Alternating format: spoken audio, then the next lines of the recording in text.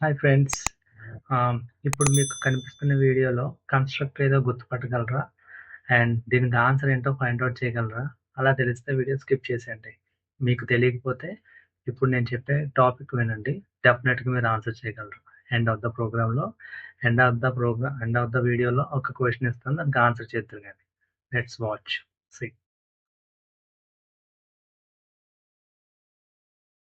See constructor అంటే ఏంటంటే, constructor is a special type of method in Java. ఇది ఎందుకు అంటే ఆబ్జెక్ట్స్‌ని ఇనీషియలైజ్ చేయడానికి. ఆబ్జెక్ట్ అంటే ఏంటి ప్రీవియస్ వీడియోలో చెప్పాను ఆల్రెడీ. ఆబ్జెక్ట్ అంటే ఒక real world entity that has both properties and behaviour. Okay.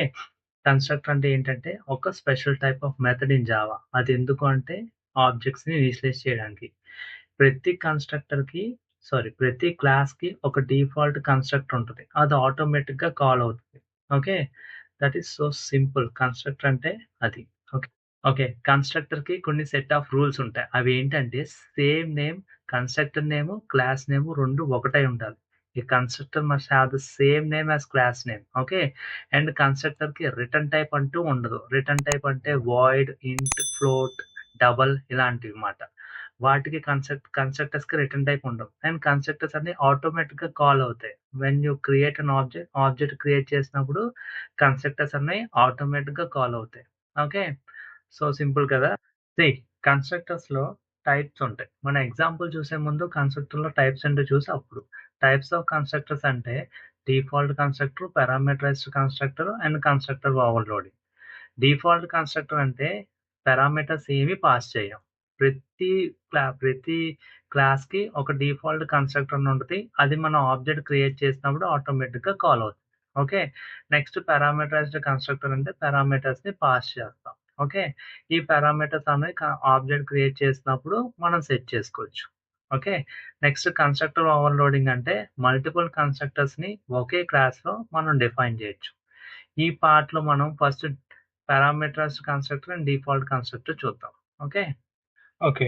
First మనం డిఫాల్ట్ కన్‌స్ట్రక్టర్ చూద్దాం. ఫర్ ఎగ్జాంపుల్ నేను ఒక క్లాస్ తీసుకున్నాను. క్లాస్ 1 అని.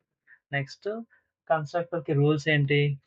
క్లాస్ నేము, మెథడ్ నేము 2 సేమ్ అయ్యి ఉండాలి. ఇక్కడ క్లాస్ నేమ్ ఏంటి 1. మెథడ్ నేమ్ కూడా 1 అని తీసుకుంటాను. కన్‌స్ట్రక్టర్ క్రియేట్ చేయాలంటే దానికి రిటర్న్ టైప్ అంటూ ఉండదు. రిటర్న్ టైప్ అంటే ఏంటి?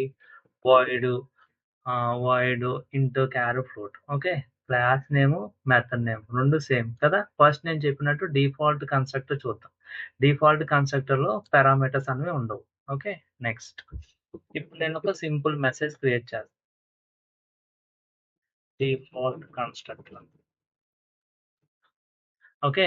ఎప్పుడైతే నేను కన్‌స్ట్రక్టర్‌ని క్రియేట్ చేశానో కన్‌స్ట్రక్టర్ అంటే ఏంటంటే మనం ఆబ్జెక్ట్ క్రియేట్ చేసినప్పుడు ఆటోమేటిక్‌గా కాల్ అవుతది. ఫర్ ఎగ్జాంపుల్ ఇప్పుడు నేను 1కి ఆబ్జెక్ట్ క్రియేట్ చేస్తాను.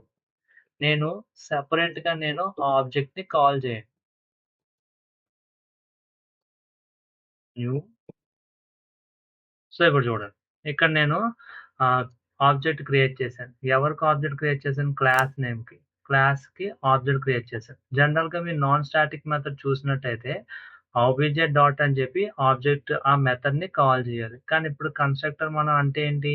ఎప్పుడైతే నేను ఆబ్జెక్ట్ క్రియేట్ చేశానో ఆటోమేటిక్‌గా ఈ మెథడ్ అనేది కాల్ అవుతుంది. ఇప్పుడు రన్ చేసి చూపిస్తాను చూడండి. ఇదిగోండి డిఫాల్ట్ కన్‌స్ట్రక్టర్. ఓకే. ఇది డిఫాల్ట్ కన్‌స్ట్రక్టర్ అంటే. అదే ఫర్ ఎగ్జాంపుల్ పారామీటరైజ్డ్ కన్‌స్ట్రక్టర్ అంటే ఏంటి? పారామీటర్స్‌ని పాస్ చేస్తాం. ఫర్ ఎగ్జాంపుల్ ఇక్కడ నేను ఒక స్ట్రింగ్ అని నేమ్ తీసుకున్నాను.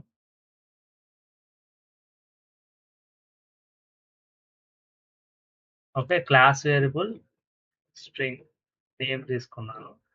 ఇప్పుడు నెక్స్ట్ ఈ పారామీటరైజ్డ్ కన్‌స్ట్రక్టర్‌లో ఈ నేమ్‌కి క్లాస్ వేరియబుల్ n అన్నదాన్ని అసైన్ చేస్తాను. ఓకే. నెక్స్ట్ ఒక డిస్‌ప్లే మెథడ్ అనేది తీసుకున్నాను. డిస్‌ప్లే మెథడ్ ఒక మెథడ్ తీసుకున్నాను. ఓకే. నెక్స్ట్ దీంట్లో మెసేజ్ అన్నది ప్రింట్ చేస్తా. ఓకే. ఆ మెథడ్‌ని కాల్ చేస్తాను చూడండి. అంటే ఆ నేమ్ అనేదాన్ని ప్రింట్ చేస్తాను. మై నేమ్ ఈస్ ఇదేంటి ఇది పారామీటరైజ్డ్ కన్‌స్ట్రక్టర్. పారామీటర్స్ అన్ని పాస్ చేస్తాను. సో ఇప్పుడు దీన్ని నేను ఇక్కడ ఏం చేయాలి, నేమ్ అనేదాన్ని రాస్తా. ఇప్పుడు చూడండి, సో నేనేం చేశాను, ఇది పారామీటరైజ్డ్ కన్స్ట్రక్టర్. ఎందుకు సెపరేట్‌గా మెథడ్ అన్నది తీసుకున్నానంటే, కన్స్ట్రక్టర్ అన్నది మనం ఎందుకు యూజ్ చేస్తామంటే బేసిక్‌గా కోడ్ అన్నది క్లీన్‌గా ఉండడానికి మాట. ఓకే. చూడండి, ఫస్ట్ నేను కన్స్ట్రక్టర్ క్రియేట్ చేసేసాను. ఇక్కడ మై నేమ్ ఈజ్ అని చెప్పి నేమ్‌ని రాశాను. ఇక్కడ ఫర్ ఎగ్జాంపుల్ ఇప్పుడు నేను చూడండి, ఇక్కడ నాకు ఎర్రర్ అన్నది వస్తది. ఇందాక రాలేదు. ఎందుకంటే ఇందాక డిఫాల్ట్ కన్స్ట్రక్టర్ కాబట్టి.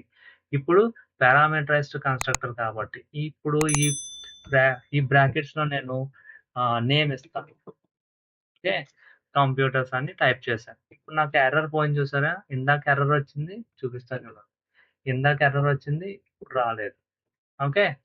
సో ఇప్పుడు ఇక్కడ నెక్స్ట్ ఈ అవుట్‌పుట్ అన్నది ప్రింట్ అవ్వాలంటే నేను ఈ మెథడ్ అన్నది కాల్ చేయాలి. Okay. obj.display. Okay. So run చేస్తాను, అవుట్‌పుట్ వస్తుంది. అదిగోండి వచ్చింది. అవుట్‌పుట్ వచ్చేసి మై నేమ్ ఈస్ కంప్యూటర్స్. చూసారా? మీకొకటి డౌట్ రావచ్చు. ఇక్కడే మనం మెసేజ్ అన్నది ప్రింట్ చేయొచ్చు కదా అని. ఎందుకు ప్రింట్ చేయకూడదు అంటే, కన్స్ట్రక్టర్ అన్నది ఎందుకు యూజ్ చేస్తాం అంటే కోడ్ క్లీన్‌గా ఉండడానికి. ఓకే. ఎటువంటి డిస్టర్బెన్స్ ఉండకుండా ఉండడానికి. ఓకే. కన్స్ట్రక్టర్ ఓవర్‌లోడింగ్ ఉంది. అది నెక్స్ట్ పార్ట్‌లో చూద్దాం. ఓకే. మీకేమైనా డౌట్స్ ఉంటే కామెంట్ బాక్స్‌లో కామెంట్ చేయండి. Thank you so much.